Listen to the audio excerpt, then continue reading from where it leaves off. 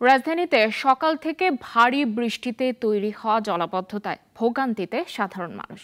ছুটির দিন হলেও বৃষ্টি ও জলাবদ্ধতার কারণে সৃষ্টি হয় যানজট। আবহাওয়া অফিস বলছে 6 ঘন্টায় 130 মিলিমিটার বৃষ্টিপাত রেকর্ড করা হয়েছে ঢাকায়। আগামী 24 ঘন্টায় অতিবৃষ্টির কারণে সিলেট ও পার্বত্য চট্টগ্রাম অঞ্চলে পাহাড় ধসের আশঙ্কা রয়েছে। আনোয়ার হোসেনের রিপোর্ট। সকাল 6টা থেকে কয়েক ঘন্টার টানা বৃষ্টিতে রাজধানীর বিভিন্ন সড়কে তৈরি হয় জলাবদ্ধতা। হালকা একটু বৃষ্টি হয়েছে, কত 1-1.5 ঘন্টা 2 ঘন্টা বৃষ্টি হয়েছে, এর ভিতরে অনেক পানি জমে গেছে।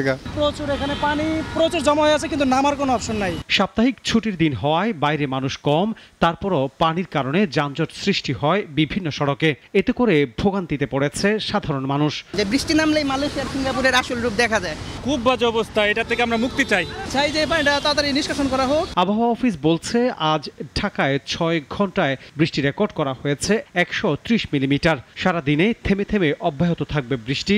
আগামীকাল থেকে কমে আসবে বৃষ্টিপাত। দেশের উত্তরাঞ্চলে বৃষ্টিপাতের প্রবণতাটা অব্যাহত থাকবে, তবে পরিমাণটা কমে যাবে। অর্থাৎ রংপুর, ময়মনসিংহ এবং সিলেট, তার সঙ্গে চিটাগাং বিভাগে বৃষ্টিপাত থাকবে, তবে পরিমাণটা তুলনামূলকভাবে কমে যাবে এবং সময়ের সাথে সাথে যখন বৃষ্টিপাতটা কমে যাবে তখন দিনের তাপমাত্রাটা একটু বৃদ্ধি পেতে পারে। উত্তরাঞ্চলে বৃষ্টিপাতের এই ধারা অব্যাহত থাকবে। এছাড়া চট্টগ্রাম, সিলেট সহ পাহাড়ি এলাকায় অতিবৃষ্টির কারণে শঙ্কা রয়েছে পাহাড় ধসের। আনোয়ার হোসেন, নাগরিক, Dhaka. Walton air conditioner exchange অফারে স্প্লিট এসিতে 23,000 টাকা পর্যন্ত নিশ্চিত ছাড়।